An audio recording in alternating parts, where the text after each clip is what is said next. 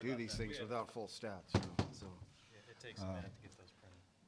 Well, it was a heck of a game. We, we don't like to play them that way. We would hope that we would have, not have things in hand a little, before we have to kind of scramble and go to a 2-minute type offense. But I thought that both teams played really hard. Can't say enough about Coach Riley, and he had his guys up and playing, and I mean, we knew that coming in that they would be prepared and ready to go. We have some things we need to clean up. But it was a heck of a ball game, and I was proud of our guys for fighting all the way to the end. First question, Yeah. Rico. What was it that you saw? What do you think it was that provided that spark? Because you guys were down double digits going late into the fourth.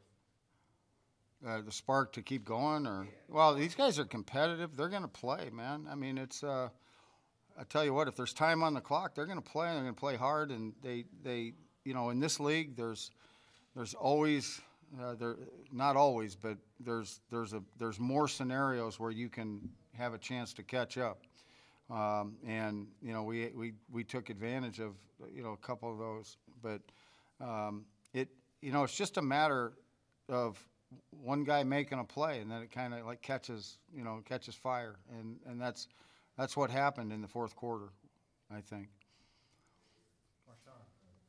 Case, you were able to find continuity with not just Corey Coleman, but other receivers. Can you talk about how, like, when teams tend to focus on Coleman, you're able to, find that kind of Overton and Williams and just those other guys? Absolutely. I think across the board, Corey, is kind of got the big name with kind of his pass and stuff. But we have a lot of good receivers, and kind of the style we're going into. With some options with Corey where if they want to put a safety over him, we have a lot of good receivers and concepts we can get to that get guys open, and those guys are winning. I think we had a few pass interferences calls because those guys are hard to cover, so it's good to see that, and I think it's really hard to key on one guy, because you have Devin Gray making big plays, Terry scoring a touchdown, making guys miss, DeAndre, you can go across the board. It's hard to cover all of our guys. Ralph, go ahead. Keith, when you went into that last drive, you got the pass interference to sort of get it going a little bit. Did you feel like you had it at that point? They had the momentum to go for the win, and also, what do you think went wrong with that? So I think we had a shot with Terry. I put a little more air in the ball. Possibly we were able to score right there on the play. But I think getting worn down. They got home a little bit there last drive. It's hard to get behind the chains, go quick. We were able to get into a reasonable down and distance, and they made a good play with the strip sack at the end. So I think we can look back and there's probably guys open on that play that we could have got to, but they're good players too, and they end up finishing the game hard there, and our guys battled, man, up front. We had a little injury. Kind of there at the end, and they were battling through, fighting hard. So really proud of our guys the way they kept fighting through that drive. We lost our starting left tackle. He separated his shoulder, so that was tough. I mean, the last drive and a half. Angelo online, do you have a question?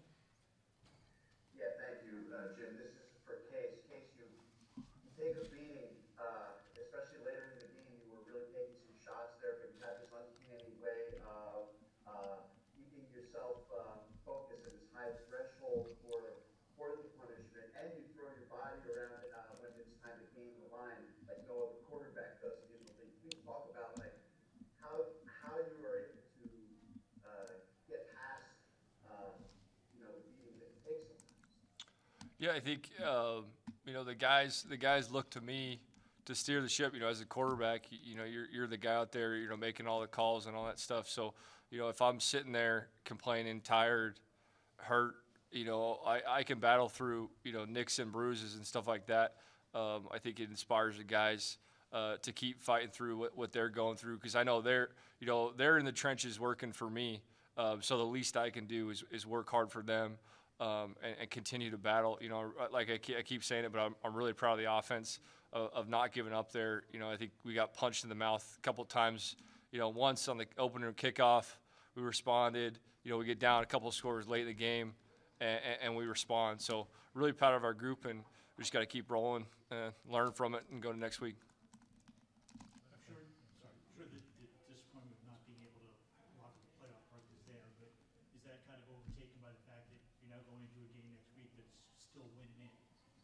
Yeah, absolutely. You know, we are in control of our own destiny, as Coach says. You know, we can sit there and we can look back at this all we want. We're going to learn from it, but we have an opportunity to still make the playoffs. And like I said, we're going to go back and watch the film and figure all that stuff, and we'll get ready for the Panthers next week, and we still got an opportunity. All right, thanks so much, guys. Really appreciate it. We got to get going to the next one. I'm sorry. Sorry. Good luck next week. Thanks.